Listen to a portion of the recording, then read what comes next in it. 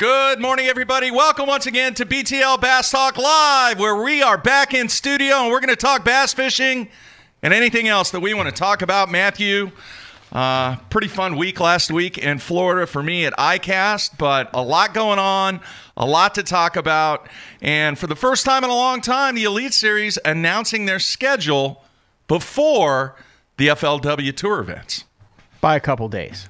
I'm sure they were both set well in advance of the announcement. Yeah. But yeah, the Elite Series, we were talking off air, has notoriously for the past couple years left it till what, October, September, and you're like, hey, this stuff starts in like 4 months, and there's 100 guys who have to get rooms. So yeah, at least they let them know where they're going, because there's going to be some logistics that will need to be covered, considering the California and the West Coast and up north. I actually did a story on Bass Zone where I mapped it out and just put a how many miles did you break down? Over 7,000 miles just from point A to point F.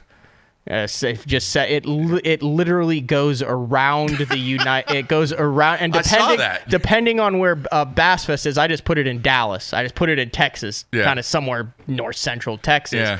But depending on where that is, it just follows the outline of the United States, except nothing on the East Coast, actually. Yeah, somebody said at ICAST last week they estimated the amount of miles that they're going to travel next year, 22,000. That's a lot of miles. Yeah, 22,000 miles. You know, you can do the FLW Tour for less than like 4,000. They're all together, with the exception of one, correct? Right. Champlain. Yeah. Mm-hmm. Yeah, I give it up, man. It's a badass schedule on the FLW side. We'll talk about that. But some interesting stops on the Elite Series. We'll dive into that. And then some interesting circumstances that surround the fact that they announced this schedule so early. They announced the schedule so early, and FLW historically announces it at ICAST, where they have the guy. And they also made some big announcements. Obviously, we're going to get into that. Most notably, the no co-anglers next year. You know, they did away with them in the Cup a couple years. Yeah. Did away. They opted to go to a pro-martial format. Yeah, and they're doing some cool stuff with that too. Yeah, you can win a boat. Yeah, you can win some cash at every event. So we'll get into that. So here's how the show's gonna lay out.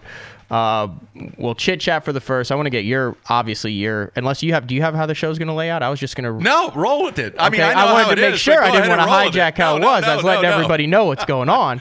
Roll on. We'll get your impressions. I want to get your impressions of ICAST and what you did. I know you were busy. Probably had the Nike polo tucked in, no hat, comb over, the ginger locks flowing in a semi mullet. People didn't even recognize me without my hat. Then we're actually going to after the first segment here, get a hold of Hank Weldon.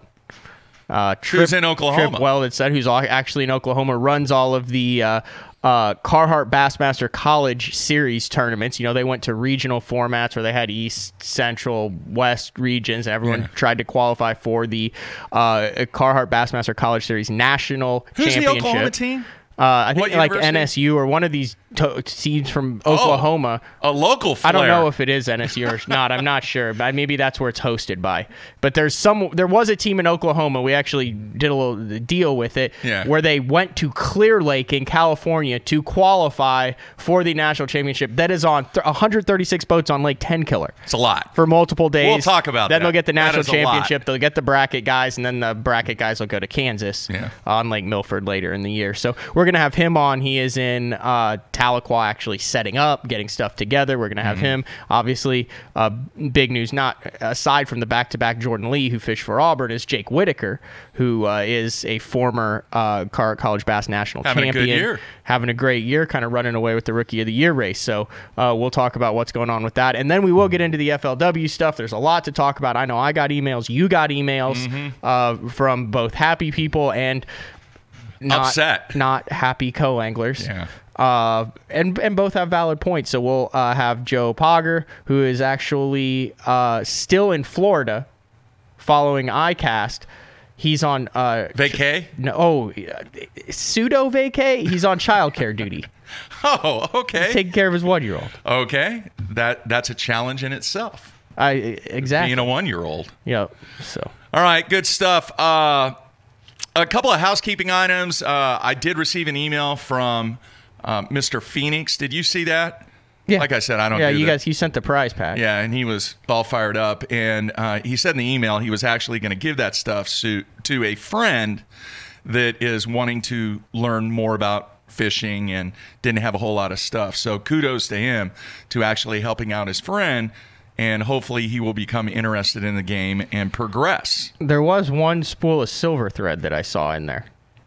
What do you mean? That you sent him because he took a picture of the prize pack. Yeah. How old is that silver thread? Couple years old? I don't know. Okay. But it's been kept in a That's what I said. controlled environment. Okay, hopefully his friend doesn't learn about how to deal with heartbreak because he spools up with the silver thread. No. The rest of it looked awesome. No, that's the one thing. And you know who taught me this? The good doctor, Dr. Wickersham. Light penetration affects the fluorocarbon more than heat and cold. And then the other thing is, you know where he kept his fluorocarbon? I would assume in the freezer. In the refrigerator. Yeah. Not the freezer. No, I don't know. But I remember I went to go get a cold beverage one time when I was up there, and his entire shelf was stocked. We need to get a line with expert because fluorocarbon. I always heard that the UV and the sunlight affected it far more than temperature, and that the warehouse they keep a lot of that stuff in isn't even air conditioned because the heat doesn't or temperature doesn't affect it as much as direct sunlight. When things settle down and after you get back from the Chesapeake, we're going to have a dude on that I met at ICAST. He is a doctor, has a PhD, I believe, from Harvard. All right? Do you know about this guy? Does Harvard have a team? I have team? no idea. I wonder if they do. Anyway, he works at the University of Florida now. He's got some just incredible videos out on YouTube about bass research and fish research and all this. We're going to have him on, and I can't remember his name because it was the first time I got his card. Dr. Harvard. But incredible. I have seen some of his videos on YouTube, and just fascinating the stuff that he talked about at dinner. So let's see here. A couple other things real quick. I do want to announce that at the end of the show, we're going to make an announcement. I am announcing an announcement about something that we are going to do on August 1st, coming up here in a couple of weeks, that people in the Oklahoma, Arkansas, Kansas, Missouri area are going to be interested in, because we're going to have an event on Grand Lake, and we're only looking for 4 people. That's it. 4 people. And we'll talk about it at the end of the show, so that's kind of a tease. All right. To have you hang in here. And then, let's see here. Let's go ahead. Let's jump into ICAST real quick. Yeah, we'll take the ICAST. So this was what, year number probably 12 or 15 for you? 12? 15. 12, 15. All right. The one thing that I noticed, 2 things that were glaring to me. 1 second. Okay. Just explain a little bit what ICAST is, just in case. It's like the pinnacle of trade shows where manufacturers, wholesalers, retail companies get together. They actually do business transactions. Some do, some don't. So many of the new products that are going to come out in the following year are actually launched at ICAST. Okay, continue. That's big kind of booths, where Pure Fishing has a big booth there. Everybody does. They show except off all Zoom, their new, which is interesting. Zoom's always been different. They don't go to ICAST. Anyway, I said last year the theme at ICAST was what? Do you remember? Coolers. There were coolers everywhere. Mm-hmm. All right. This year, the theme that I kind of got the vibe on is copycats. Well, that's kind of everywhere. But it was very, very prevalent this year. Mm-hmm. So you're saying that there's like a duplication. lure that's been popular or something that's been popular for the last couple years, and now there's 7 companies that have something very similar, and they're all toting it as the and I'm not talking just lures. Mm-hmm. I'm talking so many things in the industry, both freshwater and saltwater, that it just seems like we have this cycle that we're in right now where companies think that they can make a better widget. Even though it's the same widget, whatever it is, it doesn't matter. Companies truly believe that their widget is better.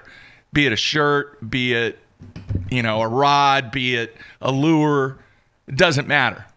Be it a cooler. I think best to show was a Yeti cooler on wheels. That's bold. So that was kind of the vibe that I got from everything that I looked at. There were a couple of companies that launched tackle for the first time, like 13 and the Googans, and there were a couple others. Is the Googans even a company? Yeah.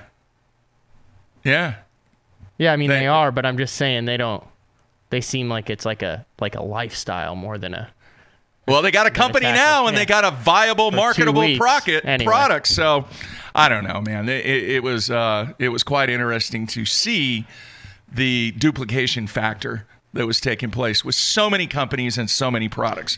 The other vibe I got, all right, is I do not feel, and I could be wrong on this because I'm not going to have, obviously, the official numbers, but dude, I'm telling you, there were not as many media people there as usual.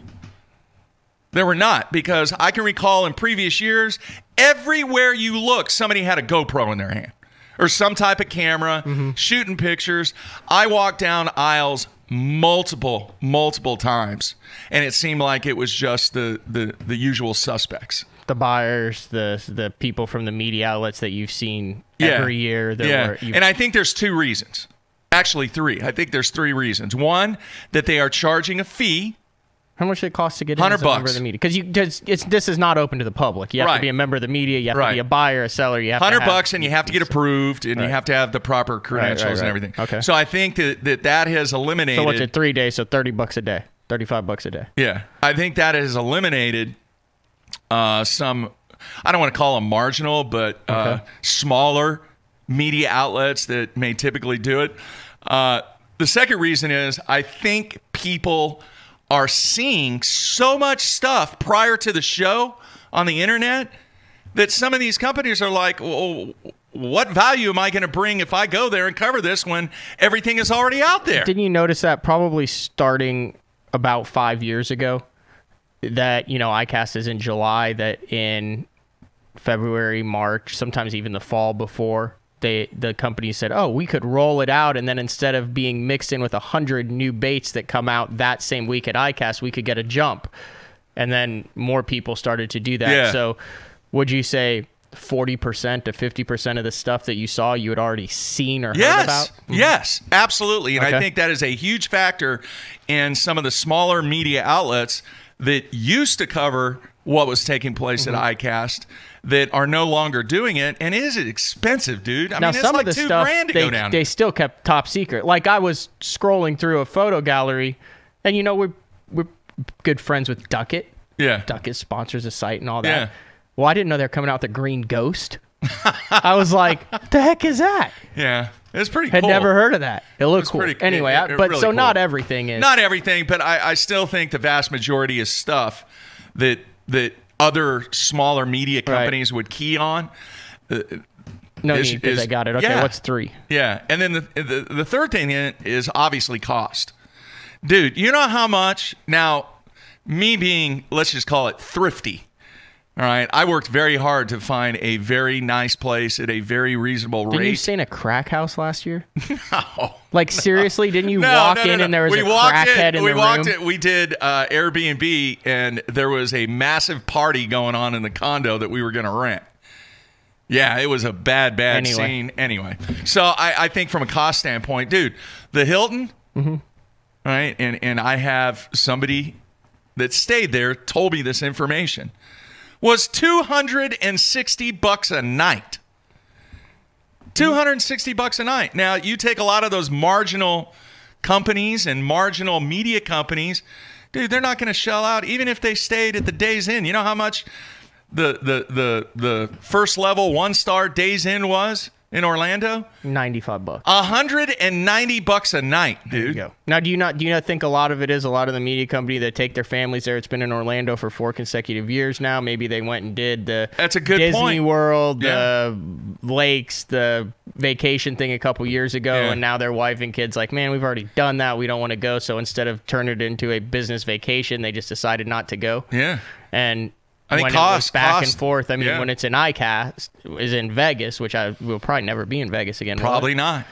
Because of all the buyers and sellers that live in Florida, it's much more logistic down there. And the south. In the south and east. I mean, there's a little bit more incentive to go to Vegas, I feel like. I agree. So I just think from a product standpoint, I will say this. There are some cool things that are going to be coming out. I think everybody's seen them already. All right? And if you haven't seen it, it's probably something that just kind of slipped by. Now, I'll say one thing, and I did not go, so I gathered my information. I talked to you and Dave and some people who were at the show during the show, but just from gathering it from public local media sources, it did not seem that there were many gimmicky items this year. Yeah, I agree with that. In past years, it's you've looked at it and you've been like, nope, gimmicky, nope, gimmicky. Yeah. It seemed like there were a lot more, from a lure standpoint and rod and reel, everything. Yeah. It seemed like there were a lot more practical items that you could actually use in everyday fishing. I think the theme from a bait standpoint this year and what people were really starting to focus on, or what was put at the forefront this year, were hard baits. A lot of hard baits this year. Huge rollouts, and also a lot of different sizes. We've seen minis and magnums of the same thing, and a lot more custom paint jobs where they take a lure and then add a bunch new, high-end paint jobs to them. So. Yeah, a lot of throwback to some lures that have dominated, 20, did you see the 15, 20 years ago. Speaking of Duckett, I swear I'm not trying to plug Duckett here, but this is one of the coolest ones. You see he's coming, it's like a revamped jitterbug. Yeah. Had the metal lip on it and everything. Yeah. So that was the other thing too. A lot of older successful lures are finally making that cycle that we talk about around. that all the time. All right, do we need to take a break and get Hank on? Yeah, we'll come back and get Hank on. I know he's been setting up for Tahlequah, and then that'll work, because then we'll come back after Hank and talk the FLW, and then that'll roll into the schedules, which then we can go through how we'll be traveling. All right, we're just going to call him, right? No Skype. North to south. Yeah, correct. All right, cool. All right, we're coming back. A ton remaining in the show today. Folks, stay tuned. We'll be right back.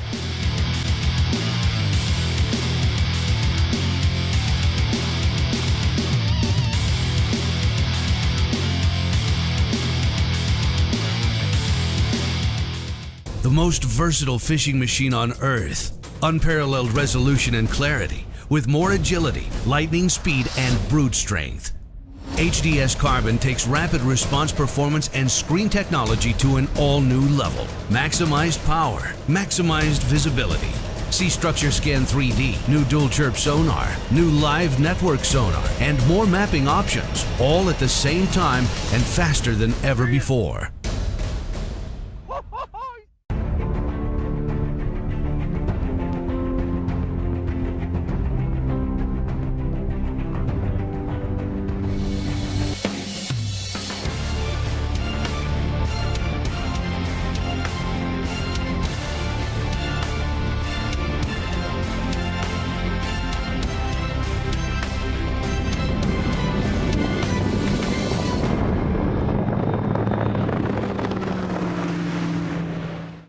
Pros depend on hydraulic jack plates to get the best out of their boats. Do what they do. Demand Atlas performance. Atlas gets you from the bottom to the top in less than 8 seconds, even with the big 4 strokes. And when you gotta turn right around and get that heavy load back up in rough water, Atlas's innovative design and American-made components will get you there with confidence.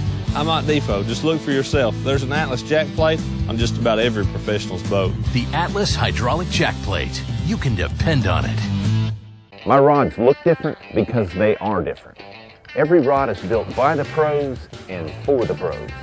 When you pick up a white Duckett fishing rod, you're getting a cutting-edge rod, one that's truly pro-driven, with the actions you need for every bait category you fish.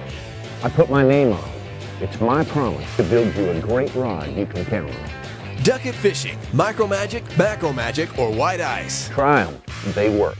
Fishing just got easier, and it didn't cost you a thing. Free feature upgrades from Lowrance. Fish Reveal delivers the best of chirp sonar and downscan imaging, all on one screen, and it's going to help you find more fish. High visibility color sonar take high contrast imaging to a whole new level.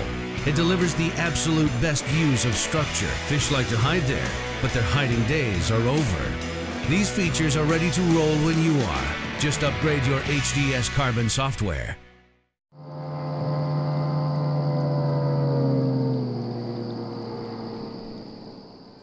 Hey guys, Russ Lane, Bassmaster Elite Series Pro. Man, I am so excited to be joining the AFCO Pro staff. They got some really cool, innovative products to help you have a more enjoyable, comfortable day while you're out there on the water. Really stylish, great functional clothing. You're gonna love it.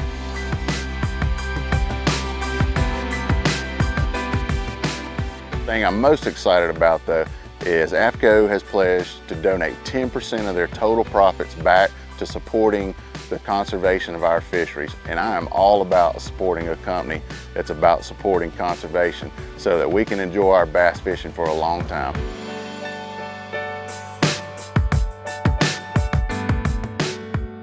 Check us out, AFCO.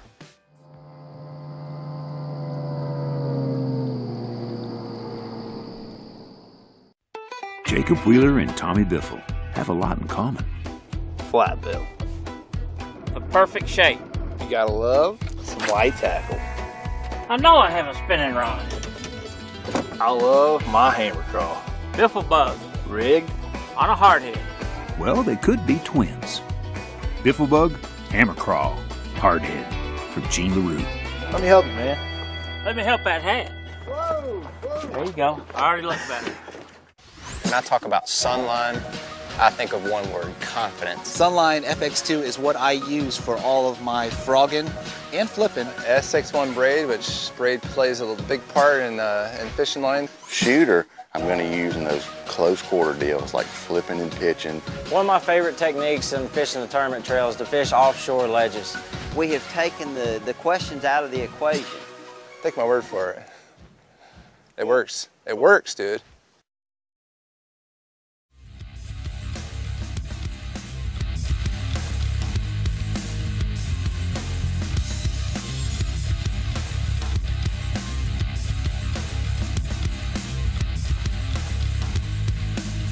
All right, we are back. Mark and Matt in studio. Matthew getting set to head out next week to the Chesapeake for what they have 2 remaining regular events, correct? Yeah, and then they go to Chattooga, which is like in the mountains of Georgia. For the top 50. Yeah, it's like a scenic route to get there. Dave's going to be there, and then the classic bracket, and then we'll know what the classic field is. Well, yeah, then you from an elite standpoint. Yeah, got the Opens and Open Championship. And then we'll also know who the college guy is by then. Yeah. All right. What we're going to talk about now. Let's bring him in now. The man that is the head honcho of the college bass fishing game on the BASS side, their national event taking place here in Oklahoma at Lake Tenkiller. A hot 3 days here in Oklahoma. You butchered that title, Mark. Did I? It is the Carhartt Bassmaster College Series National Championship presented by Bass Pro Shops, taking place in Tahlequah, Oklahoma on Lake Tenkiller. Is that right, Hank? I'm not much into the title plug or whatever, and I'm probably going to get my hand slapped for that. But well, there are 10 words in the title of this tournament, so that's a lot of words. It is. All right, you there, Hank? I am. I liked Pangrak's version a little bit better. Wow. I had to practice that in my sleep, saying that a few times to be able to rattle it off. But I guess sponsors are a good thing, right? Absolutely. Absolutely. All right. Quite the event that you're going to have over the next few days here in Oklahoma on Lake Tenkiller and in Tahlequah. 136 teams. And wow, Hank, this thing continues to grow. Yeah, it's crazy. That's 78 schools in 33 different states have all headed to Tahlequah to fight for that trophy. Now, explain to the people what this tournament is, because there's a lot of people who maybe know that Jordan Lee came out of the college ranks or that Matt Lee or that there's the guys, but explain what this tournament is and some of the careers that it has launched on the Elite Series from guys who they hear about every day now and didn't realize this might be where they got their start. Right, and that's one of the things we take pride in is kind of, this is the Opens do a great job too, getting them, right to the Elite Series. But the College Series is really where they learn to hit, their first true test in traveling all over the country and multi-day tournaments and everything is really where they start doing that. I mean, just to name a few names like you're talking about, Dustin Connell, University of Alabama. Brandon Card really was the first college kid to ever make it to the Elite Series. And then we've had, a few pass through, Clint Davis, John Hunter. But one of note right now is Jake Whitaker, a 2014 national champion. He won it over what you guys were just talking about on Chateau Reservoir with UNC Charlotte, and is now qualified for the elites this year, leading rookie of the year. So we're proud of that from a college stance, that when they do jump into the Elite Series, we feel like we have them a little more ready than what they would be with just, fishing the Open Series and trying to qualify that way. Hank, can you kind of review for the listeners and the people that are watching, what is the format this week? Yeah, so all 136 teams, they will go out Thursday, Friday. Then we will cut it down to the top 12 for Saturday, and they'll battle it out on Saturday for the national championship. So that's the team portion of this whole national championship. And then we have the task, the great task of qualifying an angler to the Classics. So what we do, it's a unique format, but it's a cool format, very, very intense. So we're going to retain the top 4 teams. They will take a 2-week break, and then they're going to head to Junction City, Kansas. Probably going to be another hot one, and fish on Milford Lake, and it's bracketed style at that point, and they're single anglers at that point also. And so those 8 anglers from the top 4 teams, our top 4 boats in this national championship, will be seeded, and then they're going to battle it out bracket style to get down to that one angler who's going to be headed to the Classic next year in Knoxville, Tennessee. Are guys going to be able to watch that? Like, can I log in and watch the bracket-style competition? Is that going to be live? It is going to be live. We've actually expanded that outside of the Elite Series and the Classic and the bracket that they do with the Elite Anglers. So we're going to have that on Bassmaster Live. We're super excited and about that, and going to be curious to see what it does. We strategically put it in the middle of the week. So that's a Tuesday, Wednesday, Thursday event to where you can procrastinate and put that on while you're at work and watch that. So hopefully it'll be a highly viewed thing, and the people will see how intense it is. It is very intense. All right. Is there any live on the water stuff this week on Tin Killer? From a Bassmaster Live stance, no. But we'll have our usual. It's like a small Elite Series coverage as far as blogs and social posts, etc. We'll have all that, and then the weigh-ins, of course, will be live streamed on Bassmaster.com. But that'll be your hub to go to be able to catch all the action while it's taking place. Dude, they're going to have to on Saturday. They're going to be dodging ski boats, jet skis. That's going to be Saturday on part of the entertaining factor of how these guys battle not only the heat, the conditions. What is it supposed to be? And it's triple digits. I mean, this is our last day. Today is our last day in double digits, and tomorrow. Oh dear Lord! Yeah, they're calling for triple digit 102, 103, 99. That's part of the entertainment factor. A low of 80, sunny. Yeah. Light winds. I looked at the extended forecast, and the tournament all 3 days it's 100, and then it goes back down to the mid-90s. Not that the mid-90s is more refreshing, but I guess it's a little bit less hot. It's probably the way to describe it. But we are bullseyed on the hottest days for the foreseeable future. Those 3 days. So, yeah. Do you guys have a beverage sponsor? What's that? Do you have a beverage sponsor? Yeah, we do. Fortunately, the host has been great. We're gonna have cooling stations and all kind of stuff. We're gonna load them up with water, and I tell them to do the old Aaron Martin's trick: get you a big gallon jug of water, freeze it, and then just throw it in your cooler, and you better drink it by the end of the day. You got to stay hydrated. Aaron's got that figured out.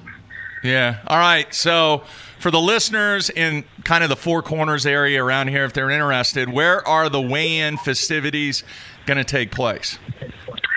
Yeah, so we're right here on the corner of campus. That's the cool thing about the college series, and Tahlequah's been awesome, but it's what they call Beta Field, and it's kind of funny.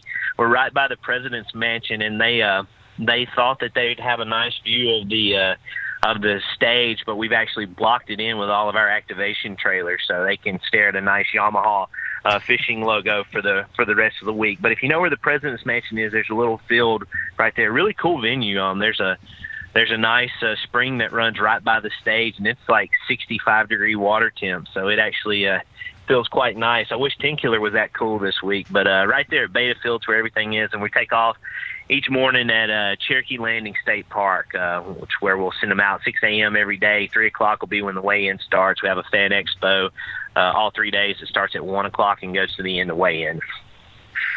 All right, Mitchell from Alabama wants to know, do you see any up-and-coming anglers that you can foresee being on the Elite Series?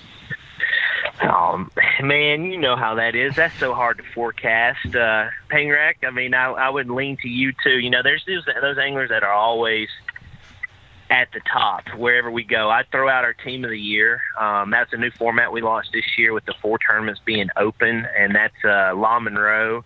Won that tournament, won that Team of the Year. They went all the way out to California to get that title. But that's Tyler Craig and Spencer Lambert. They were, the most consistent throughout the year. But any of those guys inside that top 5 at Team of the Year, specifically at Alabama, you got Caden Sinclair and Hunter Gibson. That's a team that's always at the top when you're there. And then Sam Houston State, they're good too. Colby Bryant and Dylan Harrell, I'd watch them as well. So, those are some that are close to graduating that are, and I think a couple of them have graduated that are hitting the opens next year. I'd watch out for those guys. All right, so let's say you don't have a team that you're rooting for, but you're going to follow this thing. There's 136 teams. Any cool stories of guys who got here, how they got here, why they got here that you could kind of latch onto and root for? Well, there's the obvious story. Thankfully we had 2 teams from NSU qualify, but talking about that tour event, so there's one NSU team, boy, they cut it down to the last. There's 4 tour events, and they cut it down to the last one. They hadn't qualified. They fished in the first 3, Toledo Bend, Pickwick, and Cherokee, and they didn't make it. So their last chance, they had to go all the way out to Clear Lake, California. And because the West Coast is a smaller field, we don't offer up as many spots. It's just based on a 10% basis. So we were only offering up 2 spots out of the whole field in California. But that NSU team, they actually drove out there and won the tournament and qualified for this. And that's Caleb Wynn and help me out, Pangrack. Which team is it? It's Caleb and Tyler from NSU. Which is their home lake. Watch out. This is their home lake, and they went all the way out to California, and they caught them too. I mean, they beat some of those local guys, Chico States of the world, that's the lake they always fish. So that really cool story there. And now, the rest of the field probably was not wanting them to do that because that is their home lake, and now they're here. So we'll see if they can figure that part out. But you guys know how locals do on their home lake. Sometimes it's a curse more than it is a blessing. All right. I'm good. You good? That's cool stuff, man. Hey, stay cool, Hank. We're going to try. Hopefully, I told Matt, I said, come on out. We're in Oklahoma. We're not far. Let's get some college bass zone content. I know you'll do it. So, I think he's coming out Saturday. We appreciate you guys. Thanks for having me on. Have you had the talk with these kids yet? 10-killer's not that big. It's 136 teams. Right. It's going to be on the weekend. All I'm thinking back is like to 2007 when Chip Porcher and I got into a fight with the Iowa Hawkeyes. No, but the day before that, we got into a fight with the Iowa Hawkeyes on a 50-mile stretch of river. On the Arkansas River with 30 boats in it. Now you got 136. There's like 12 points on that lake, Hank. I mean, you're dealing with like 18 to 21-year-olds. It's hot. Your hands are going to be full as tournament director. Yeah. The complaints haven't started yet. That's how we gauge it a little bit. I always throw out the Tennessee River ledge lakes. You can always tell what you're going to have to deal with after about the first couple of days of practice. So I'll know a lot more tonight. We have our briefing, and we'll tell them, let's show sportsmanship. That's what we always like to tell them. And I don't know. Yeah, it'll be interesting. I thought you were going to go into the striper guy sitting on your hole in 2007. Oh. That's the one I fished in too. There's a special place in hell for that guy. Yeah. Oh. Yeah. Wow, Matthew. Yeah, Jeffrey, you'll have to get him to tell you that whole story. Oh, I know all about that one, dude. I know all about that one. Yeah. That was still talks about it. Still talks about it. That guy sitting Out on of the point. bay boat Yeah. after we totaled the Triton, had to run the bay boat there. That's crazy. Yeah, you had it. Yeah, we didn't catch them that one. I was at home by then. At least you guys weren't there on the final day. Yeah, we found the crap pipe. We didn't know it was the crapper pipe. Now you do. Yep. Nice fertile fish, right? Yep. All right, Hank, man, best of luck to you this week, and stay cool, and just make sure everything goes well, as always, man. Thanks for coming on. Thank you, guys. We're happy to be in Oklahoma. We're looking forward. Thanks for having me on. I'll look forward to next time. Y'all take care. All right, take care. All right, see you. All right, there you have it, Hank Weldon. That's crazy how far we go back. I mean, see guys in the industry and be like, man, that was 10 years ago. We were sitting there fishing that same dang tournament. He's got his hands full this week, man. Oh, yeah. And for those people that are not familiar with Lake Tenkiller, 136 boats on that body of water with the Friday kind of recreational people diving out there. Oh, my in goodness. the dive park. It is a recreational lake. Yes, it is. And it's also a great fishing lake. It's a great fishing lake. Here's what I thought was interesting. So you know how they get a pro to kind of break down the lake for these tournaments beforehand and Christy? stuff? Well, who's your obvious Christy. pick? It's his home lake. This is what he said. He said it's going to be challenging because of the heat in the midsummer, blah, blah, blah. This is what he gives as far as his juice. It'll be interesting to see how it's going to shake out. I know what I would do, but I'm curious to see how these kids figure something out, or something that I wouldn't try, or something that I've forgotten about. So he knows how he thinks it's going to be won. Yeah. He ain't saying nothing about it, though. No. A lot of video game stuff going on. Agree with that? The dropping? Yeah. I would say the West Coast teams, but they all got beat by NSU. They're not here. A lot of video game stuff. Obviously, the first hour of the day is going to be critical with the topwater bite. They will get a topwater bite early, but that boils down to right place, right time. Not a lot of video game stuff. Possibly the last stop of the tour season next year for FLW. You might see some at the Cup on Washita. Yeah. You will not see any out of the back of the boat. No, at Washita or next year for FLW. We're going FLW next. I guess we're saving the Elite Series for last, so we can, do that. Joe's on vacay, baby watch. So we need to call him? Yeah, so I mean, I don't know. All right, why don't you set it up, and I'll try to get him on the line. Oh, you're just going to try to get him on the line now? We're not going to take a break. Right, well, obviously, the biggest news coming out of ICAST, I would say this was bigger than the schedule. I agree with that. Is the no co-anglers on the FLW Tour in 2019, and you can go through the list, and I do this in my downtime, unfortunately, and see who fished as a co-angler, how they got their start. I mean, you're talking Justin Lucas, Stetson Blaylock, Scott Martin even did it. I think Matt Airy, Luke Duncan. There's a number of guys who fished as co-anglers, and they call it the stepping stone, and this has kind of been in the works for a number of years behind the scenes. You saw they eliminated the co-anglers in the Forest Wood Cup a couple years ago, and the anglers have been calling for it, and they announced the schedule, and then they announced that the co-angler system at the tour level stays the same at everything, would be replaced with a Marshall program. Now I think I've got it right, but since we've got Joe on the phone, Joe, you there? I am. How you guys doing? Hey, man, good. We'll let Joe explain, but somehow, some way, a Marshall wins a boat. A Marshall can win $2,500 at each tour stop, based on it's almost like the AAA version of the AAA Open. You take the guys you fish with for the first 2 days, and then you combine their weight. So there's a rooting interest. All right. Joe, man, thanks for taking time out. We know you're still in Florida, a little vacay, a little baby watch. A little kind of R&R, hopefully a little bit. Director of PR for FLW. Yeah. Welcome. A little wedding planning as well. Oh, wow. Any we're I'll say I'm getting married in the Keys down in October, so we ran down this weekend, and I met the officiant and checked out the venue, and we ordered our cake, and so I'm getting a lot of work done here in Florida. So you're like an active participant in this wedding planning then. Yeah, it's not exactly by choice, but by default, I think it falls on me. Are you going to at least get to fish the Keys for your bachelor party? Possibly. We're going down there and staying for a whole week. So we do have a big charter boat out of Bud and Mary's rented, so we're going going out reef fishing, and hopefully I can get out on a solo charter boat as well. Go try to find some tuna or something fun. Will there be any FLW Tour pros in attendance? I hope not. Not. This is going to be very low key. I've had enough of these guys this week. No, I'm just kidding. But no, it's going to be pretty small. But it certainly was a busy week for FLW. That's for sure. Look at that smooth transition back to the business at hand. Very nice. All right, great. Yeah, nobody gives a crap about my wedding. I just said I could see JT Kenny sneaking into that reception and spiking the punch bowl.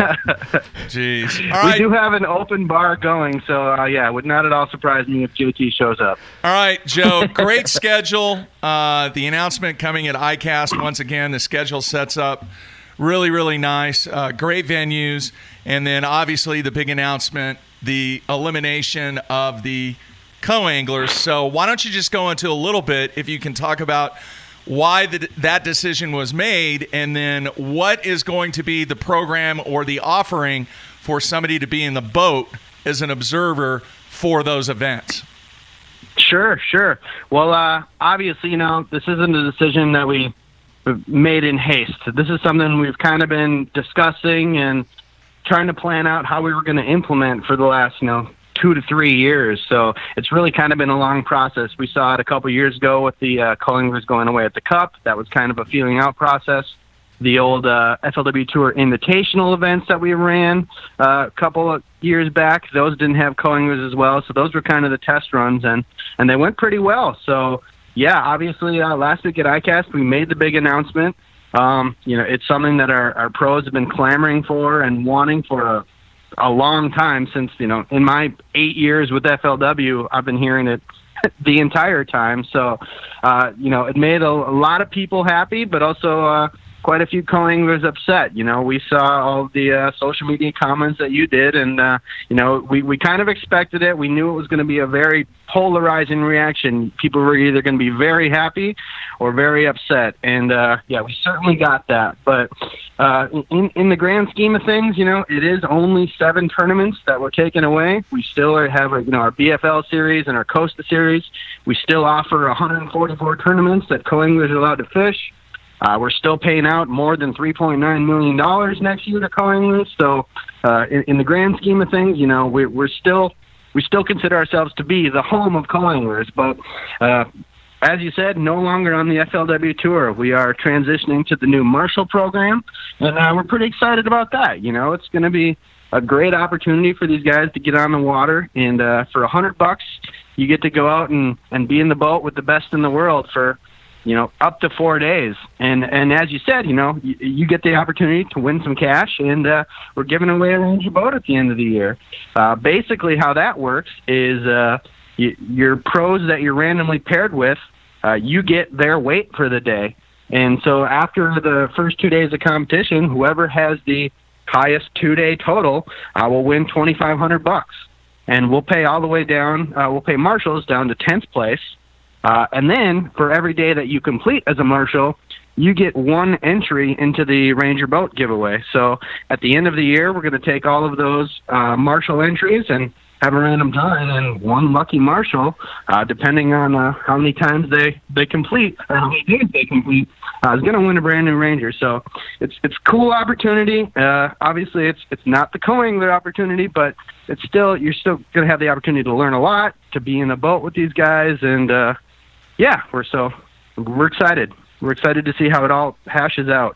Obviously, with the marshal, you're going to have a guy back there, or gal, back there watching an angler fish, which allows them to possibly transmit more information back to you at the home base than your roving on-the-water reporters for the first couple of days. Is that something that you guys are working into your coverage next year as well? So anglers over the first couple of days, fans will have a better idea of where their favorite anglers are standing?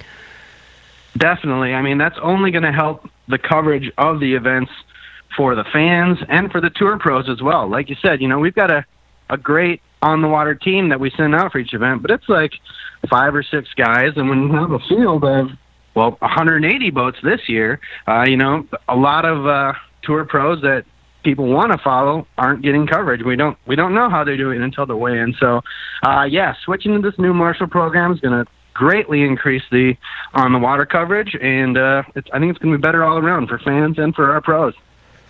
So the other thing that I found interesting was actually, I think in the press release, they was quoted as saying that the field ballooned to 187 this year. Meaning you kind of wish it hadn't been that big, but you're talking about cutting that field to 150 anglers. You can go on the FLW website. You can go on our website, Basszone, and look at the press release that FLW sent out of how that field will actually be broken down for the 2020 season. But it'll be 150, so there'll be about 40 less guys. There's still some sponsor exemptions. There's still some ways, to get let's say Jimmy Houston doesn't have a stellar campaign next year, still a way to get those guys in that are big fan draws. But I'm more interested in 2019 because I've actually had some calls and some people who are like, man, who have fished it in the past or who are fishing it or want to fish it, who are like, I need to get in 2019, so when all this stuff happens in 2020, I'm in and I'm in the top 100. How are you guys already going about the process of figuring out who the heck is going to fish next year?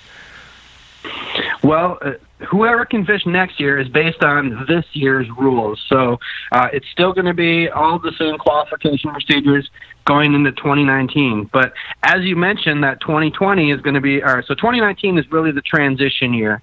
Obviously, my language in my press release that the field ballooned to 186 was absolutely correct. I mean, when we agree 100%. There was a few more boats than we wanted to have, but it's so hard, when you have guys wanting to, we're a tournament fishing organization that's out to make money. So when a guy's trying to give you his money saying, hey, I want to fish, it's really hard to say, sorry, we're at 184. We can't go to 185, So obviously this year was, it ballooned. So we were at 186. And we realized, we can't do this out of fairness to the fans and the pros. I mean, it kind of waters things down for everybody. So we're moving to that hard qualification for 2020. 2019 will be the transition year as guys, however they qualify from this year's rules, that will move on to next year. But starting in 2020, it's going to be the set of qualifications that were laid out in the press release. It's going to be the 2-year average from the 2018-2019 seasons. You're going to have to finish in the top 100 in order to requalify for the tour. There's some spots for the Costa Series, some sponsor exemptions. The TBF national champion, the BFL All-American, all these guys are going to be eligible. But however, if they turn it down, it will just revert back to the tour. So, although we say the top 100, it will likely be the top 105 because there may be a couple Costa guys that don't accept their invitation, or the BFL All-American champion may not accept his invitation, but we don't know that yet. So by the year 2020, we will be at a hard cap of 150, and we think that's a good number for us. That will allow great coverage for our anglers, and I think it's going to be a good thing for the entire sport of pro bass fishing. All right, Joe. Andy in Indiana wants to know, will the marshals be able to help the anglers in any way, or are they totally hands-off? That's a good question. I don't really know that answer. I assume that it would be hands-off. Just because with the marshals winning money, you don't want to open that door, I guess, for any sort of possible cheating or indiscretion or anything like that. Hang on a minute. What he's referring to is like netting fish. Oh, no, they will not be allowed to net fish. I gotta be honest, Joe.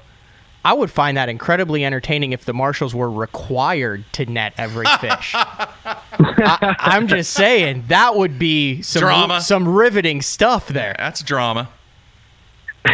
Well, that was one of the reasons, that we kind of talked about with doing away with the co-anglers at the tour level, was it just kind of creates that uneven playing field. Some guys may have a athletic 20-year-old co-angler that's great with the net.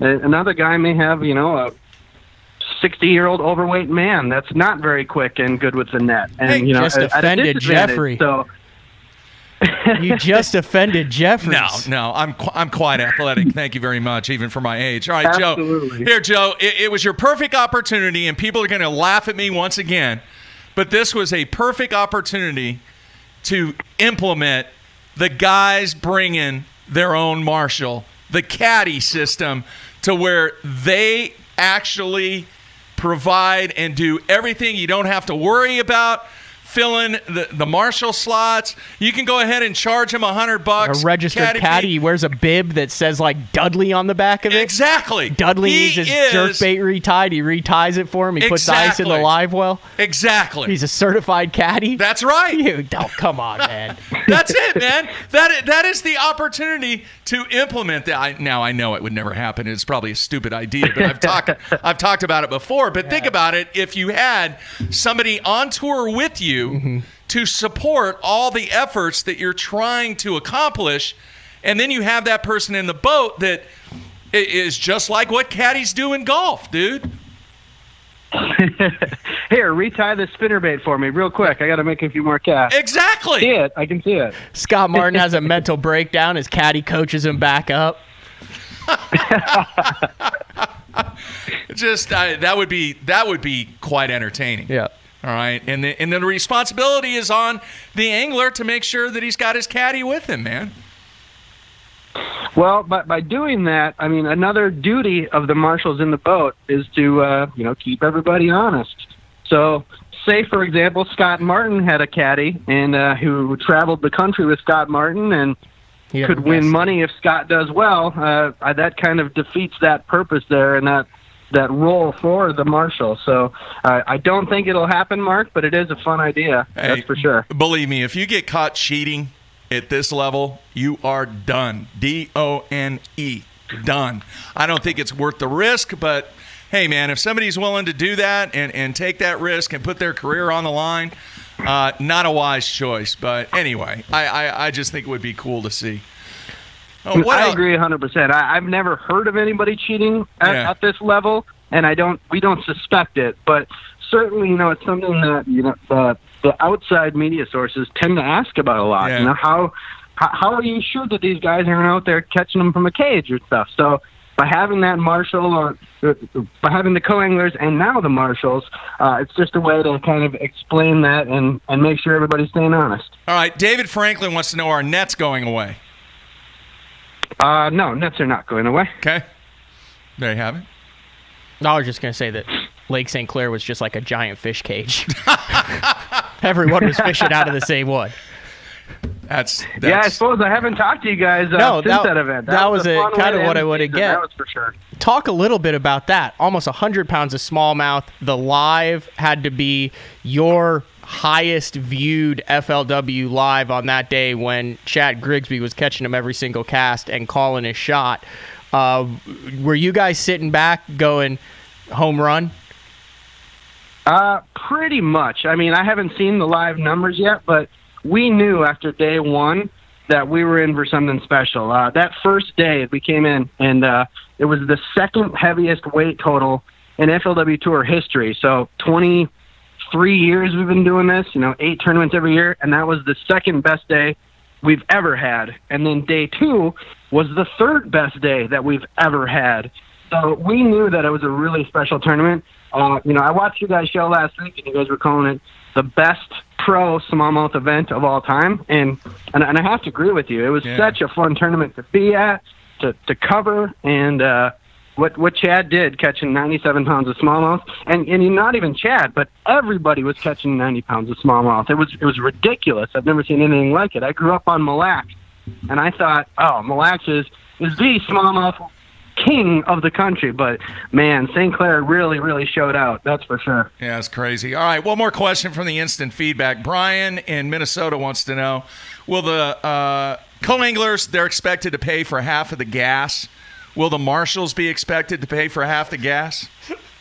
Nope. $100 entry is all you need, and that will get you up to 4 days. It'll get you definitely 2, and if you volunteer to go on the weekend, it'll be all 4. But that will be your only expense, and the pros are no longer have really any excuses. No more co-anglers catching their fish, and we'll see how it goes.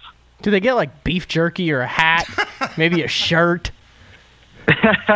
You will, yeah. There are some cool perks of being a musher. You're going to get some exclusive FLW program, some exclusive FLW clothing. Excuse me. You're going to get to attend a banquet the day before the tournament with some select FLW Tour pros. So they're going to feed you, and you're going to get to hang out. You're going to get backstage access to all the events for the year. So there are some really cool perks to this Marshall program. One more, Matt? Yeah, kind of along those lines. You got all the media hooked up for the Cup this year, bro? You always have the best swag for the media at the Forest Wood Cup. Well, once ICAST is done, we definitely went right to work on it. So we're placing some orders. You guys are just going to have to come show up and see what we're giving away. We'll be there. You know we're going to be there. All right, 2 more questions from the instant feedback, Joe, and we'll let you go. David in Wisconsin wants to know, do the Elite Series guys who no longer qualify, do they have to go through and build qualification for the FLW Tour, or will they be allowed to make that switch if they don't qualify? No, they are going to have to requalify through the Costa Series. That was, one of the reasoning behind it was just in doing away with the coin at the tour level. It also really increased, and making a hard qualification system, it increases the importance of the Costa Series. If you're not going to be in that top 100 of FLW Tour pros, and you want to fish the tour next year, you better find a Costa Series that you can do well in, because we are moving to that hard cap of 150, and unfortunately, it doesn't matter if you're a BFL angler or an Elite Series angler or whoever. In 2020, you're going to have to qualify just like everybody else. Very nice. All right, and then the last question from the instant feedback. Andy in Indiana wants to know, are you guys going to continue to allow anglers to do Facebook Live? And now with the Marshalls, are you going to promote particular anglers doing Facebook Live? Well, that's a really good question. We're certainly not going to stop anybody from doing Facebook Live. I know quite a few anglers have had success during the FLW Tour events. Carl Jacobson does it quite a bit. I know David Dudley does it quite a bit. So that's certainly something we encourage. And I guess we haven't really talked about that with the Marshalls, but I don't think we would require them to do it. But if they wanted to help with it, they would probably be allowed to. But again, I don't know that for sure, but I can't see any reason why we wouldn't allow that. All right, cool stuff, man. We're looking forward to the Cup coming up here in, 2-3 weeks? Not too far away. I feel like it's a month away. That's for sure. Actually, it's August 10th through the 12th. Yep. Yeah, I think guys are wrapping up their pre-practice period on Washita. Hot. Smoking hot in Arkansas. Yeah. All right, Joe, man. Yeah, that's pretty standard for the Forest Wood Cup, though. Absolutely. All right, man. Have fun. Enjoy Florida, and look forward to seeing you here in 2-3 weeks, man. Hey, thanks, guys. Appreciate it. It was great seeing you last week, Mark. And, we'll see you in a few weeks over in Hot Springs at Lake Wachita. All right, man. Take care, Joe. All right, thanks, guys. All right, see you. All right, there you have it. As always, very informative. Joe does a great job with FLW. We never ask him any hard questions that he can just answer. They're always the weird questions that he can't. You know what I mean? Because he's like official representation. So he's like, hey, he does a really good job. He does a good job. He really does. All right, let's get into real quick. I want to get into the Elite Series schedule now. Yeah. How many conflicts do we have? 3. Man, once again, maybe before I pass this world and go on to a bigger and better place, can anybody get these 2 organizations in a room and say, look, guys, all right, your model works great, your model works great, let's not schedule on top of each other? The summit. The summit needs to take place to where this is not an issue. We talked about it this year. For the first time in history, you had the MLF Championship going on CBS. You had Bassmaster Live, and you had FLW Live going on. Mm-hmm. I mean, come on. From a fan perspective, from an angler perspective, I'm sure from a sponsor perspective, too, that it matters. Yeah. But I don't think it's ever going to happen, man. Do you? Do you think they intentionally... I'm not saying one organization or the other. I think they put their schedule out, and they put their schedule out. And if it just happens to, it just happens to. That's what I'm saying. But obviously, they're not going to schedule a tour event on top of the Classic or Elite Series event on top of the Cup? Yeah. I would think not. So they're obviously cognizant of when the other anglers, other tournament schedule is. Hell, half these guys know what the schedule is a year and a half in advance. You have to know that they know what the other organization's schedule is. I'm with you. But what it's going to take is, obviously, it's going to take give and compromise. If you remember a couple years ago, FLW moved one of theirs so they could have a schedule that wasn't. They did, and So I know I'm for a fact in the past they have made contact. I am not laying blame on anybody, but there is one organization that has moved a tournament, so theirs isn't on top of the other one. Man, it's just and there's one that doesn't. It is so driven by anything else. It's driven by money, and it's driven by when these cities or when these organizations that are sponsoring companies, townships, whatever it is, that are sponsoring these events. It's so tied into money.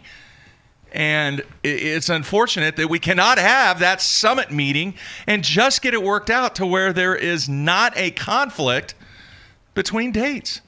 I'll tell you what, if you are a North Central Alabama angler, that FLW Tour schedule looks juicy. Oh, it does. It's great. I mean, you got the two in Tennessee that are less than a day's drive. You know, it's not that far to drive over to Grand Lake then. That's less than 10 hours from there. You know, you got the Florida one down there. That's I mean, every single tournament is within a reasonable less than a day drive. And then at the end of the year, you get to take the whole family up when it's scorching hot in Alabama and go spend a week in New York on Champlain. It's a great schedule. Think for those about guys. that. You're talking a couple tanks of gas and you're at every single tour event. A little more. No, if you're in North Central Alabama, you're a couple tanks of gas away from 80% of the schedule. It's a great point, man. On lakes that you're familiar with, look at that schedule. There's just read them off, and I'm going to point something out. I know. Let's see here. Sam Rayburn. Right. Toho. Right. Seminole. Okay. Grand Lake. Okay. Cherokee. Okay. Chickamauga. And Champlain. Every single one of those tournaments, with the exception of Cherokee, has a better than 50% chance of taking over 20 pounds a day to win. 80 to 100 pounds to win that. I agree. Rayburn could take 100. And they're done in June. The first, listen, look at this. This is the craziest thing. So they just set the all-time record weight for, a single tournament then. So Rayburn, that could hit 100. Toho could hit 100. Seminole technically could hit 100. Grand over 80. Cherokee, 70, 60, 70. And, well, it is April 11th through 14th. You could get on a spawn bite. That could take 80, too. There are big fish that live in there. Chickamauga, possibly 100. Yeah. Champlain, easily over 80. All those smallmouth weigh 4 pounds out of there now. You're talking about 6 of the 7 that you're driving to knowing you've got a legit shot at catching 17 to 20 pounds any day that you're out there. You've got a great mix of spotted bass, Lake Cherokee, and smallmouth. And Chickamauga has the smallmouth in it. Champlain has the mix. Grand has the spots. You got the Texas deal, the 2 in Florida. And if you're a guy who fishes the FLW Tour, but you also have a job, because there's a lot more guys who do that on FLW than there are on the Elite Series. Right. 6 of the 7 are between January, the middle of January and the beginning of May. January, February, March, April, May. Yeah. So you can get your 6 weeks of vacation done out of the way, and then aside from the June 27th through 30th, you're working the rest of the year. You're not a week off out of your 3 weeks and then another 2 weeks off, and it's spread all out. I mean, you can get your business done on the water and then go back to life. I agree. You're dead on, man. Dead on. So now let's go the flip side. All right, and talk about the Elite Series schedule. You better be a long-haul trucker. But like I told Dave, I said, dude, they don't go out west, people bitch. You do go out west, people bitch. You go to familiar places year after year, people bitch. You go to new places, people bitch. I personally, not having to fish it and after flying to the venues, love the schedule. But I don't have to fish it and drive it. I know. Because it's awesome. We finally get to go out west. We saw what it was last time it was there in the Delta. Yeah. Look at what the West Coast guys are doing this year. on the Elite Series. There's going to be 13 of them that are going to make the Bassmaster Classic that have roots out Arizona or west of Arizona. Do you know about the Columbia River? Do you know anything about it? Yeah, I do. Okay, give me your take. I think it's going to be awesome. I think it's going to be big to put a spotlight on catch and release on the Columbia River and the type of bass fishery, smallmouth fishery that it actually is, because haven't they been going through somewhere it's like catch and kill out there and stuff? I don't know. I don't know if that might not be the Columbia. I know it's out west, but I know it's awesome. Yeah, very rough. Extremely rough. Very challenging. But let's go ahead and go through this, okay? So they're going to kick things off, and here's the other characteristic. They have 3 back-to-back events. So they have 6 tournaments that are going to take place in, 3 weeks? Or 6 tournaments in 12 weeks. Right. Is that right? I can't add. Good grief. So they're going to kick things off in February in Florida. Now they do have regulations. They're going back-to-back. They're going to the SJR, St. Johns River, and then off to Georgia at Lanier. Now, here's the interesting thing about the dates, Matthew. And I actually sent an email to the Director of Media Communications for Bass, Mr. Dave Preck, and I appreciate Dave getting back to me in a very timely response, because the dates that they have posted on the Bassmaster website, Matthew, they do not have a day for travel. Right. For any of these Elite Series events. So I went back, and what did they have in between the La Crosse date and the South Dakota date? This year. Travel day. They had a travel day. Okay, the travel distance in that event was 7 hours and 49 minutes. Pretty substantial travel time. Right? And that's not pulling a boat, and we all know that most of those guys pull a boat 70 miles an hour or higher. Anyway. Yeah.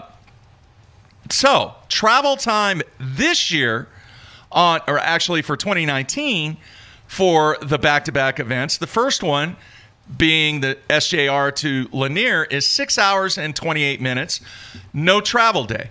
The next one is, let's see here, Hartwell to Winyah Bay. That is the shortest one. It's only 4 hours and 23 minutes.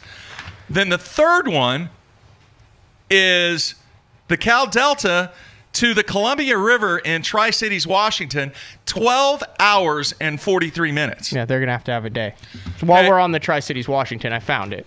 What's it say? Bass anglers have felt marginalized and ignored in the Northwest. Smallmouth bass, introduced more than a century ago, were blamed for the decline in salmon fisheries. Little evidence after bowing to political pressure. Both Oregon and Washington removed bag limits on bass in selected rivers, including the Boundary Waters and portion of the Columbia.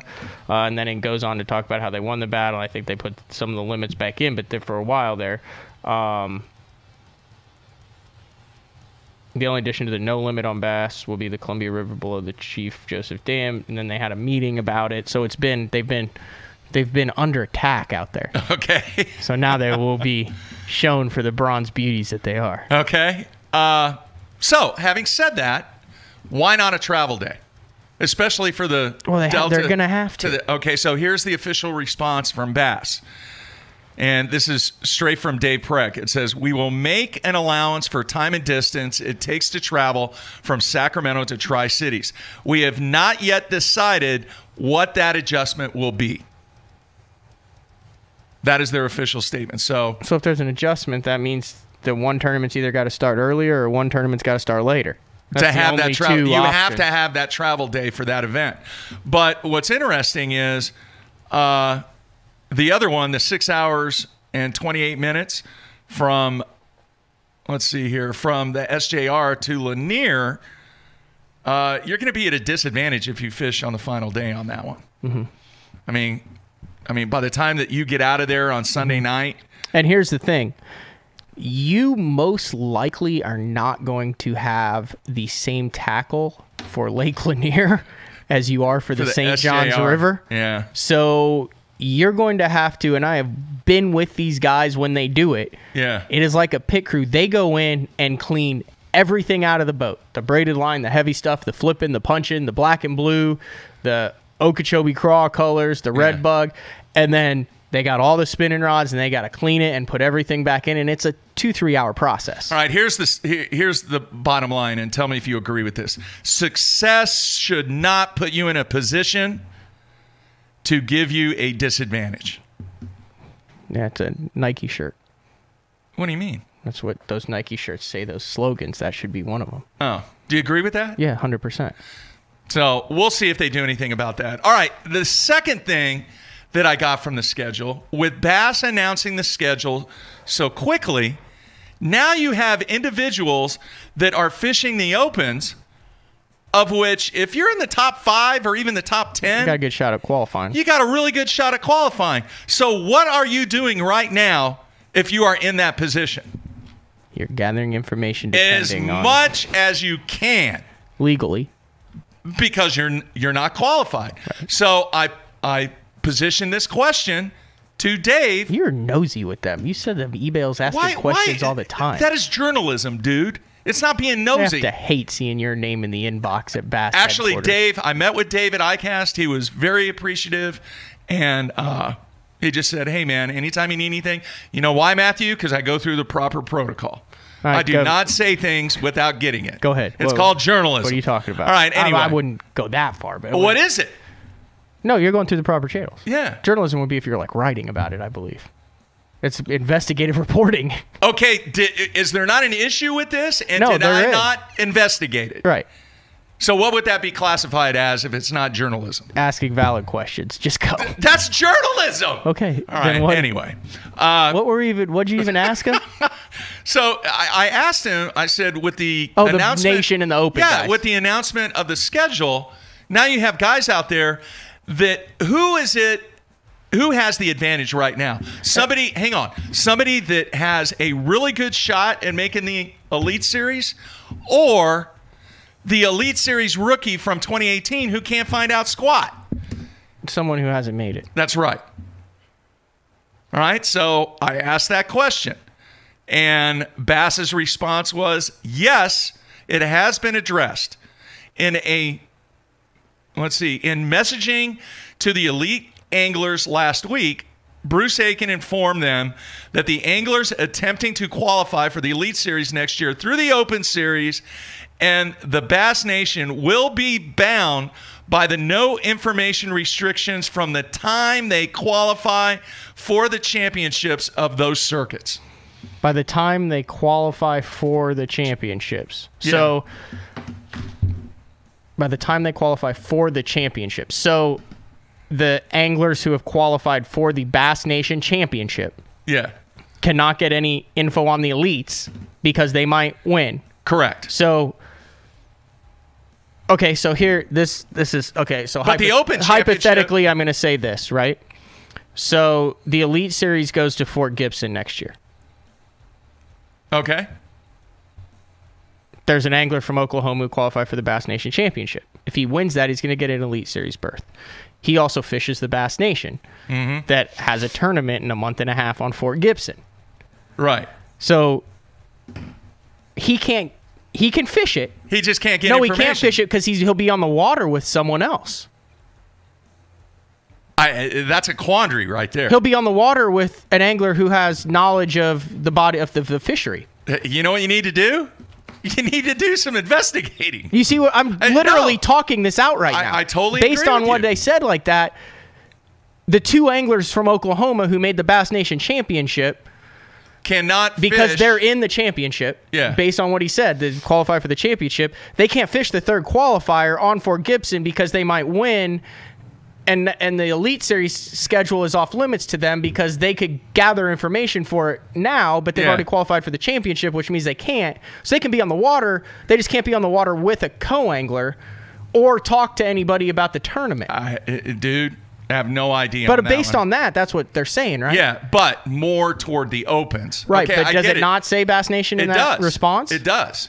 Absolutely. Hey, I got an idea. You should email Dave Pratt, and you should ask him that question. I will do that.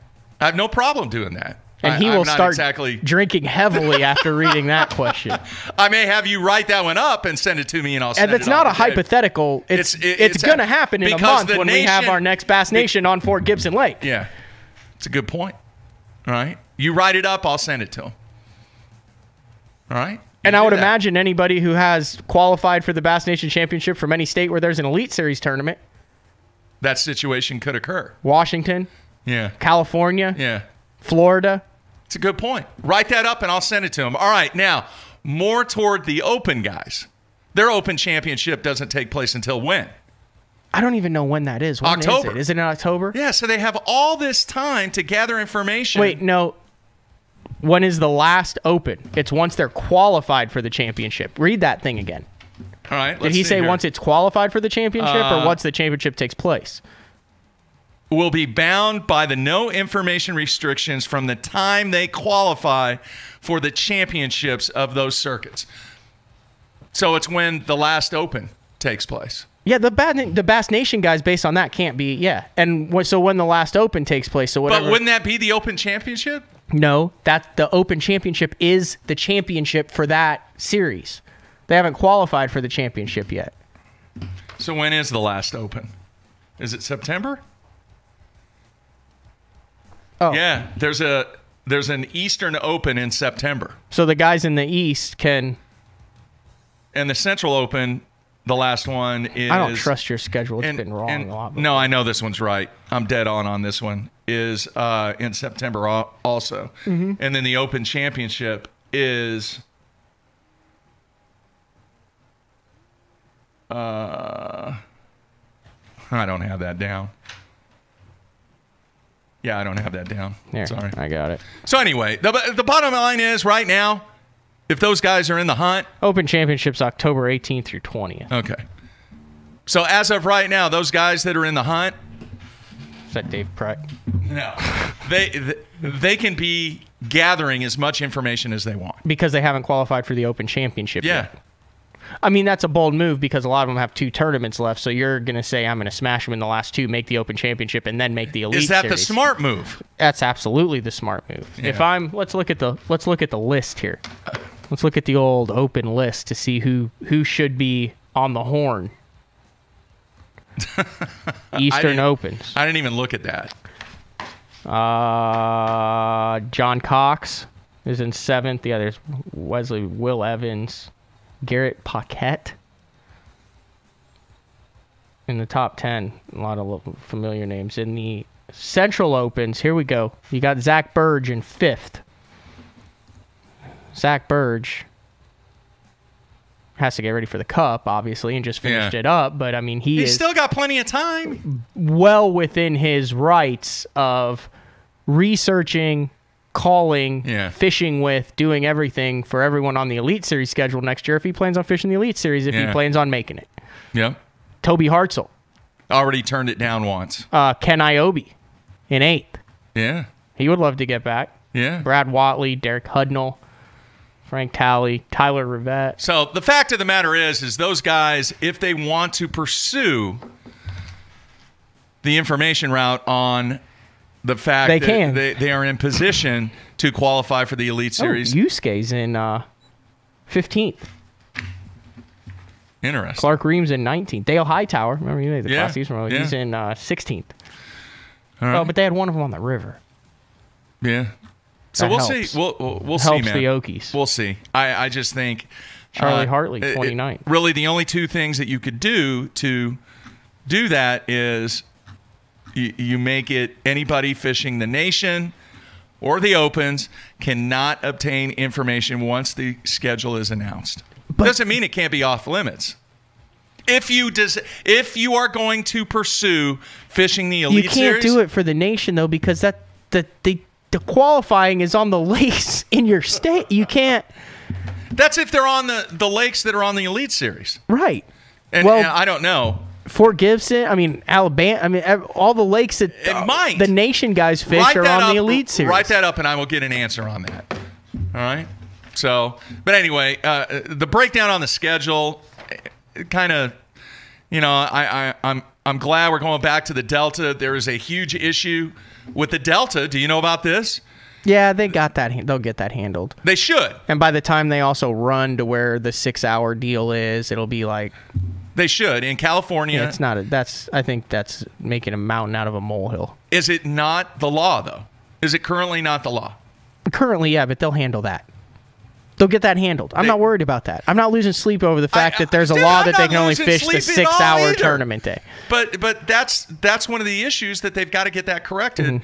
Plus the fact that they are launching in Sacramento, which results in a very long run to get to the Delta. Oh, heaven forbid they make a long run. Oh, they're in a all boat. long runs, for crying out loud. Okay, so that's not an issue. I'm just saying, in California... You talk about how you're not negative, but those were 3 negatives about the California Delta. What? The fact that there's a current law in place that you can only fish for 6 hours during the time period that they are visiting that venue? How is that negative? That's You're just saying fact. that there's issues. That's just a fact. They'll now, get it all handled. The people that I spoke with at ICAST said that they are going to lift that restriction. There you go. So in case anybody is wondering, the word that I received from individuals at Bass, said that issue is going to be lifted and it is not going to be an issue. Have you tried the new coconut berry? I don't drink energy drinks. What is all that stuff down there? That's energy drink. Sparkling water. No, on the bottom. It's sparkling water. No, in the can. It is sparkling water. It's flavored sparkling water is all it is. Oh. It's not energy drinks. Why is it in a can? I have no idea. Maybe it's cheaper. I have no idea than glass. Anyway, so that kind of breaks down the schedule. Biggest mystery is going to be the St. Lawrence River in the last one. They will have no idea what's going on there. Why you say that? They've only been there, what, a zillion times? I was being sarcastic. Yeah, I know that. 3 years in a row. Yeah. 5 years. They can't figure it out in 3 years. That's going to be a challenge. So anyway, not bad. Not great, not bad. Just a lot of miles, dude. 22,000. A lot of miles. That was a very nice graphic you put together with the little blue line. Yeah, we did a lot of map questing in today's show between your distances between and my multi-route stops. Do you remember when we used to, when I first started working for you, beforehand when I would drive, I would print out everything on MapQuest with the blue trail and everything. Well, we didn't have the apps. I didn't have the apps on the iPhone yet. Yeah, things have evolved, dude. Things have definitely evolved. All right, long show today, but we had a lot to get into. I do want to mention a couple things. We will not have a show on Thursday. Apologize, but I have 2 days of testing and certification that I have to do that's been scheduled for a long time, and I actually thought it was scheduled for next week, but I will be immersed in just 8 hours of exam culture on Wednesday and Thursday. So today is going to be study day. So no show on Thursday. Our next show will be next Wednesday night, live with Matt and Dave. Wait, whoa. What? Oh, okay, yeah. Yeah. I thought I was going to be here, and you were scheduling it on top of my Wednesday nighter. I gotta fish at X number of those to qualify for the championship. You're in, man. You're in. No, I'm not in because I've only fished like 6 or 7 of them. You'll be in. You'll have plenty of so time. we're fine. I won't be there anyway. So I'll be on the show. So thank you for giving me that info. All right, Wednesday night he will be live from the Chesapeake. Matt and Dave Rush kind of giving us some insight on what's going to go down at the Chesapeake once again. And then once Matt gets back, we kind of go into FLW Cup mode as we prepare for that. And then we'll have a couple of shows that week, and then we're off to Hot Springs. Are you fixing to wrap the show up? Well, I got one more thing I got to say. Okay, I didn't know if you'd open up with a tease and then just forget about it. No, that's the last thing I'm going to talk about. All right. So hopefully everybody has listened through this thing or watched this whole thing. We're an hour and a half in. I know. There's a lot to talk about, though. All right, this thing, there's going to be information tomorrow on basszone.com. For those that are listening, we are looking for 4 individuals to attack what we are calling the one-on-one live challenge. Now, the way that this is going to work, it's you against the lake. I'm going to use Matt as the example. So we are looking for 4 people on August 1st. It is a Wednesday on Grand Lake. You get 1 hour. 1 hour. You're going to be live on YouTube. Matt is going to be in the boat with you. You get 1 hour to surpass what we established the threshold weight as. All fish 1 pound and greater count. All fish 1 pound and greater within 1 hour. And let's just say the threshold is 12 pounds. Not sure what it's going to be. This is for example only. Exactly. Thank you, Matthew. So if you can catch 12, exceed, not match it. 12 1.5 pounders. You can catch 2 6 pounders. You can catch 3 4 pounders as long as you break 12 pounds within an hour. That is correct. All right. Now, we are calling this the one-on-one lake challenge. You pay $250 as an entry fee. The sponsor of this event is going to be Jean LaRue. So $250, and for your $250, you get $100 of the Jean LaRue baits of your choice. Of your choice? Yes. Whatever you want. Oh, okay. That was a new twist. I hadn't heard that. Yeah, you get whatever you want. Okay. But it has to be a Jean LaRue bait. Right. So it could be a hard head. Well, everyone in Oklahoma who fishes Grand fishes Jean LaRue. So it's basically going to cost you $150 then. Right. Okay? Now, if you exceed the threshold, and for example purposes only, we're going to say it's 12 pounds. Mm-hmm. If you exceed that threshold within the hour, you're going to win $2,500.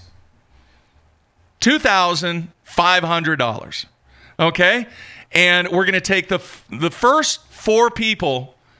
All right, if we have more than 4 people sign up, we are going to randomly select 4 people. So we'll be live for 4 hours during the day. We'll be live for 4 hours. And this isn't a trial run. This is the first one. We're just seeing how it works. This is the first one. But the money's real. The money is real, all right? So let's say you don't. What happens? Well, hang on a minute. I gotta tell them one more thing. Okay. All right, you have to use the baits that you got with your $100. Okay? You get to choose what you want to use. So if you want a snake, you can get a snake. If you want biffle heads, hard heads, you can get hard heads. If you want bugs, you can get bugs. You can get whatever you want. But it has to. But that is what you have to use to try and break the threshold. All right. Here's the other thing. It is a specific body of area of Grand Lake. All right, and you don't know what that area is going to be. So it could be Horse Creek, Ketchum, Drowning. It could be Duck Creek, Duck. Okay, Honey Creek. Now we're doing 4 1 hour challenge. 4 1 hour challenges. They're going to be broadcast live on YouTube. Here's the deal. Let's say you're the first one to go. If you don't beat the threshold, then $100 of that goes into the pot. So what if all 4 do it? We got to pay them $10,000? No. Once the first person hits it, it's over. Done. Oh, that lake closes. It's done. And we're moving on to the next venue. Oh, so there might be a couple guys who don't get to go if like the first guy hits the threshold. Right. So what we're going to do then, if you pay your $250, let's say the first guy goes out, he surpasses the threshold, okay, you get to keep the baits. You get to keep the baits, and you get your money back. Oh, so there's actually an incentive for that too. You basically get. Yeah. Okay. Right? Does everybody understand? Do you get it, Matthew? Yeah, you're gonna have to write all that up. Well, actually, I have all this information on the website that I'm actually. Somebody said, possibly this is the most confusing thing I've ever heard. All right, here. I'm going to summarize one more time. All right. This is it. This is a horrible rollout. An hour and 35 minutes into a show. No. People listen and listen very close. Basically, this is the one-on-one lake challenge sponsored by Jean LaRue. Okay. What you're going to do, you're going to go to the one-on-one live website. There is going to be a link. You click on the link. BZ1on1live.com. Yeah, and it'll be linked on the Bass Zone. All right. That is going to take you to a page of which, if you have interest in participating in the one-on-one like challenge, you fill out the form and it automatically gets routed to me. Then, once I get the forms, I will select 4 anglers. But you got to be able to fish Wednesday. August 1st. It's Wednesday, August 1st. It's during the week because we don't want to deal with the weekend traffic and all that. Like, that's a Wednesday, too? That's going to really screw my Wednesday night or that week? No, it's mornings, dude. I'm just giving you a hard time. See, now you're butting in. Now people are going to get confused again. No. Okay, so you're going to go to the link that's on the Bass Zone. It's going to take you to a page. You fill the page out if you are interested in participating. Then I will select 4 people out of the number of people that fills out the form. I will then be in contact with you. I will say, you have been granted or have won one of the 4 entries into the Gene LaRue one-on-one Lake Challenge. All right? You pay your $250. You tell me what you want to order. I get it ordered for you. We ship it to you. You have your stuff. You're and that's good to all go. you can have in the boat for this challenge. For that's this all challenge. you can use. Well, that's all you can use. You can have whatever in the boat. It doesn't matter. All right? But the only stuff that you can use is the Gene LaRue stuff. You can't put, like, an X brand plastic on a hardhead. No. You got to fish a Gene LaRue plastic or a Gene LaRue hardhead. Right. Right. Now, you can have, like, any kind of weight or whatever and then put a snake on there. 11-inch snake. Do they even make a snake? Oh, yeah. I thought it was called a tattletale worm.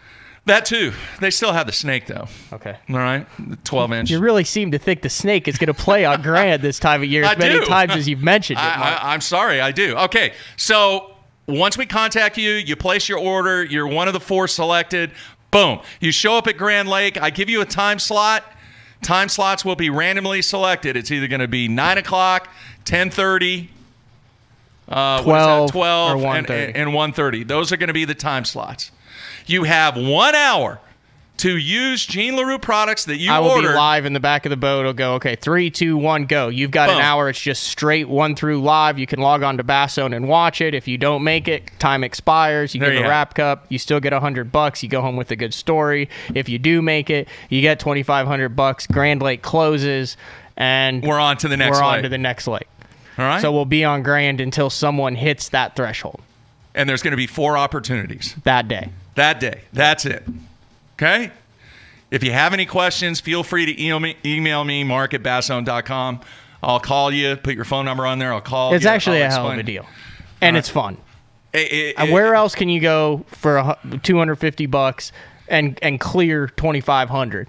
And get $100 worth of baits. You legitimately have to finish in the top 3 in a nickels in order to do that after you split it with your partner. Yeah. And now you just got an hour. And I mean, it's not like it's going to be Edwin Evers 29 pounds Bassmaster Classic, but it'll be challenging. Yeah. I mean, the threshold will be decided that morning. Mm-hmm. Okay. We will let you know what the threshold is going to be. All right. Is it going to be obtainable? Obviously. Is it going to be difficult? Yeah. It's going to be challenging. But we've had these discussions. How do you know some guy's not going to get on a area and catch, if we set it at 15 pounds, catch 15 1.5 pounders that are all schooled up that you wouldn't catch at a tournament, and bam, there it is. It's done. I know. Or you could get out there and it could be tougher than nails, and you're like, oh, at least I got $100 of LaRue stuff and was live for an hour. Yeah. Yeah. There you have it. So more information, obviously, you can obtain on basszone.com. There will be a link there that will take you directly to the form to sign up for the Gene LaRue one-on-one live lake challenge. All right, last thing. Right here, Matthew, this is the manifesto. I've received more emails, once again, on people wanting to hear about the manifesto, and with so much discussion going on about the future of tournament fishing. When Matt gets back from the Chesapeake, the manifesto will be on display and discussed. So best of Thursday. Best of on Thursday. Oh, it's a good one. It's Ken Duke from 2011, and then Rick Clunn from 2012 with Drew also in studio. Wow. And I think Gary Judici in studio. Gary Judici and Drew. Wow. So that'll be out on Thursday. All right, everybody. I want to thank Joe of FLW. We didn't have to lock the cat in the she's just chilling. Prison it's either. Too freaking hot. That's part of the issue. I want to thank Hank Weldon and wish him well this week on 10 Killer here in Oklahoma for the college championship. Matthew, we will be back live on Wednesday night, probably 7 o'clock. Central Time, 8 o'clock Eastern, and see what's going down on the Chesapeake. So Best of on Thursday. Make sure you check out the one-on-one live Lake Challenge brought to you by Gene LaRue. And then check out the Best of on Thursday. You got anything else? No. All right, man. Be safe, everybody. Stay cool. Check us out on Thursday for Best of and next week. Everybody stay tuned.